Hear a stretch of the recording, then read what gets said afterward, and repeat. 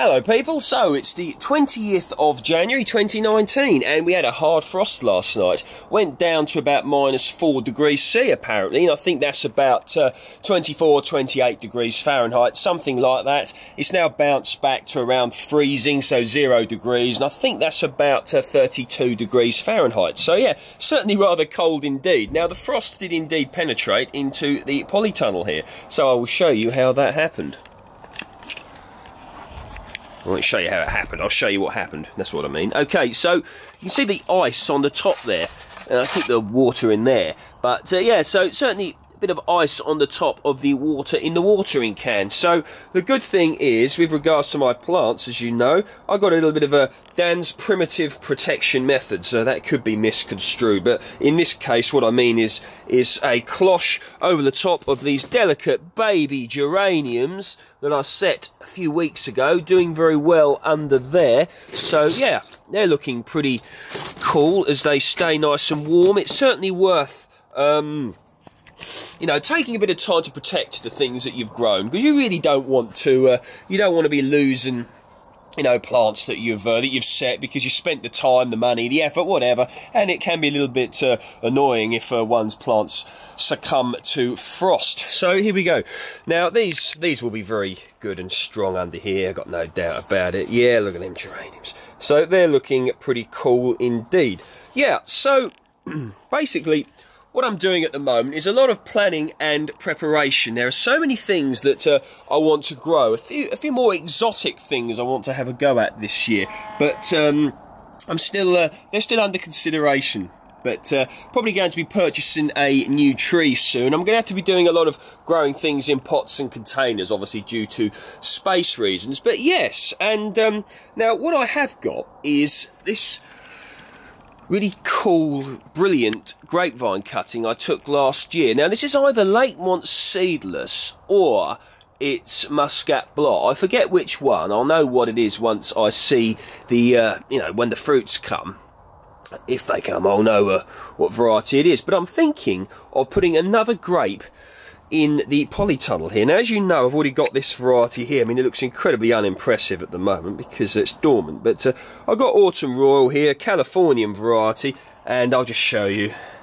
It's all training all the way up here. Look, this is going to look brilliant once this starts growing. But what I'm thinking about doing, as I just spin the camera here without making you feel seasick, is I want to have another grapevine in here, and I'll show you where I'm thinking of putting it.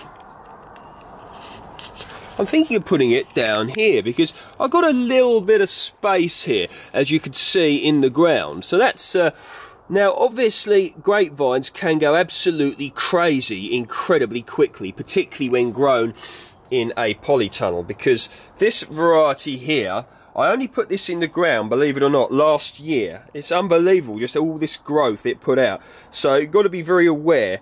And of course, I'd probably have to grow it as a standard, as a cordon, you know, just one thing up, and keep it very, very trained, because 2 grapevines in here as well as the peach tree, things could get very much out of hand in here in the polytunnel. I really don't want that. So yeah, should I put that grapevine in there? Let me know. So yeah, nice cutting there. That took very well indeed, actually. Yeah, regarding the cherry tree I moved, that seems to have done very well. No signs of that dying yet. I mean, the buds, you know, are still there. If it comes into focus, they'll still be there. Come on. Yeah, the buds are still there, so I'm hoping that it's going to... Here we go. It seems to want to focus more on that.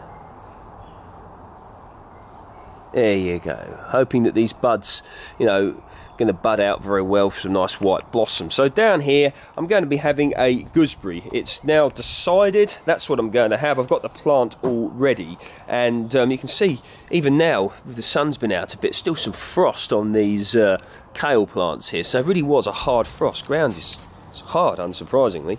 With a hard, excuse me, with a hard frost, you would expect the ground to be hard. But yes, so gooseberry here, and put it here, and I may be going to have some strawberries as well, something like that. I might even be able to get more than one gooseberry bush here if I extend the, you know, fruit growing patch somewhat. And I'm thinking of doing you know, a lot of no-dig method on this plot. Okay, so a bit about the no-dig method. It basically means, 3 guesses, means you don't dig. And what it is, it's when you basically put a growing medium on the top of the soil, and over a period of time you'll create some really, really good quality soil growing medium there. Now, I've got a whole playlist on the no dig method, and I suggest, if you want to, you check that one out. Ran an allotment like it, did incredibly well, so check out some of my old allotment videos and you will see just the benefits of the no dig method. Now, of course, there are, you know, you've got to have access to the raw materials, you've got to have, you know, the will to do it, and you could get funny looks, because many sort of I like to call them digging purists. They love digging, and you know, there is a place for it. Of course, in commercial farming, you know, the no dig method is probably not practical with our sort of current systems and ways of doing things, but certainly for the amateur grower, the home grower, whatever, the allotment grower, the no dig method is worth trying. Now, for those of you out there who know a bit about it but, you know, don't want to do it, one little thing that's good is, let's say you've got a little bit of space, you know, 2 square meters, maybe 4 square meters in total, and you put one side the no dig method and one side, you know, conventional digging method. Have a look at it and you'll probably find out that the no dig method, it produces just healthier looking crops. Now, what you want to do, if the no dig method intrigues you, is you want to check out the works of Charles Dowding. Now, very interesting, got many books on the subject and a YouTube channel as well. So that's Charles Dowding. Look him up. Read, you know, I think the no dig approach, organic gardening, I think that's one of his books. But yes, you definitely want to research the no dig method if that floats your boat, because, you know, building your own soil quality over a period of years is a very worthwhile thing to do, and I think you'd enjoy doing it, and you would enjoy researching it, even if you choose not to go that way. But maybe just expect some funny looks if you do it at the allotment, or if you do it, you know, people, what are you doing there? What is that? You know, I like to dig. I like to put my spade in and dig, and I like to dig. Yes, but the no dig method is intriguing. I suggest you look at it. Turn the camera off. It's amazing when you think how hardy these trees are. You know, they're about here in -4 degrees C. Pear tree here, you know. Frost has gone off of it now, but spoke to you before about this tree. I call it the tree that never grows. Expecting a lovely crop off of this year. Okay, so here's one of my gooseberry plants that I'm probably going to put in the fruit bed, and that is variety Invicta, which is a very sort of old-fashioned variety, traditional variety. I love them. They're nice, sharpish taste, and for that reason many people use them for things like what do you call it, jam, and they use them in pies and that, but I like to eat them. I like to eat them when they're sort of fresh, because I like the sharpness of the Invicta variety. So yeah, that certainly, you know, I had this in this pot, and the Verve, I think that's a Dutch company, whatever. I got that from got this from B&Q, and yeah, certainly nice looking specimen here. So that's going to go in the ground over there. Okay, so this is going to be the main growing area. It's about 2.5–3 meters by 4 or 5 meters, something like that, and it's amazing just in this patch how much I've grown before. And you can see I've got a little bit left over, a few spinach plants. These tough old things, look, with the frost on the leaves, and they're still doing really well. But yeah, so going to be putting all sorts in here. As I stated before, going to be a lot of spinach and chard, a lot of perpetual things. Now, what I want to do, I've got to mend this post first though. Look at my bodge job, isn't that terrible? I mean, believe it or not, yeah, holds it okay, but that post is coming out, and going to replace that. I'm just waiting for the correct time to do that. So what have we got here now? Yep, one of my home grafted apple trees. I mean, this is hopefully going to get some crop on it this year.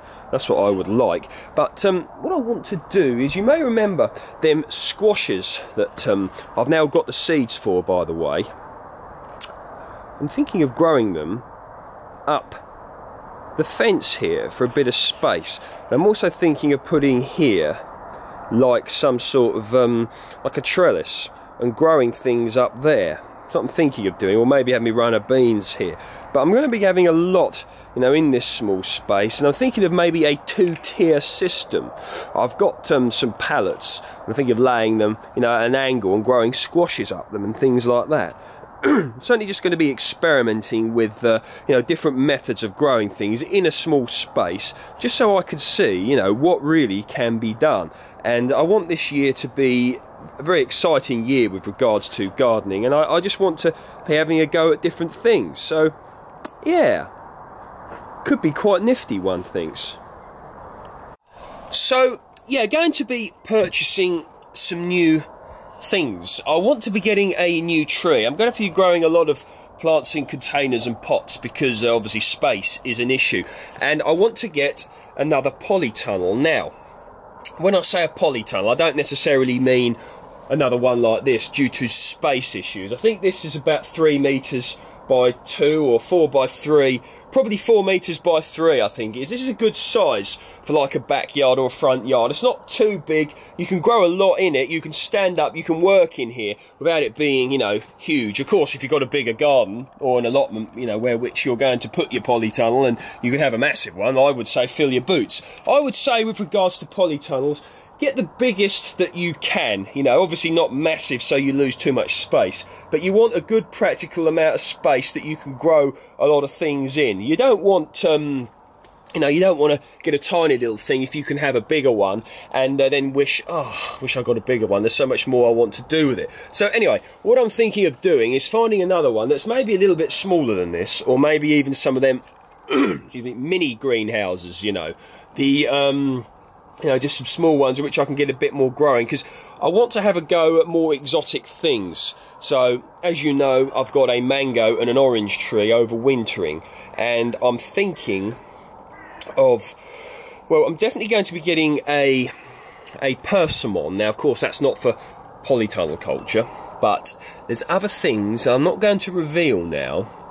You have to guess what they are, but I've got all sorts of little things rattling around in this space between my ears here of what I want to have a go at, and it's going to be exciting. It really is. So I'm going to take you on my journey this year, and I'm hoping that some of you, you know, you can just see what I'm doing here. You know, it will sort of get some of you having a go at things, because that's what my aim is really. It's to basically, you know, take gardening to people that don't believe that they can do it. It's to make people believe that they can at least have a go at growing something, and that's what I'm really trying to achieve here. And you know, people can see what I'm doing and they can think, you know what, yeah, Dan's having a go at that, I can have a go at it as well, within reason. And yes, so any ideas you've got, please post them down below, and just let me know really. Any questions you got, put them down below, I'll answer them. So yeah, as usual, if you like my work, please feel free to like, share and subscribe. Keep warm. Don't go walking around, you know, in shorts or anything like that. You know, well, you can if you want, but I don't do it. Some people do, actually. You see the frost outside and you see people walking around in shorts. But, you know, as I've always said before many times, whatever floats your boat. So, if you like my work, please feel free to like, share and subscribe. Take care and speak soon.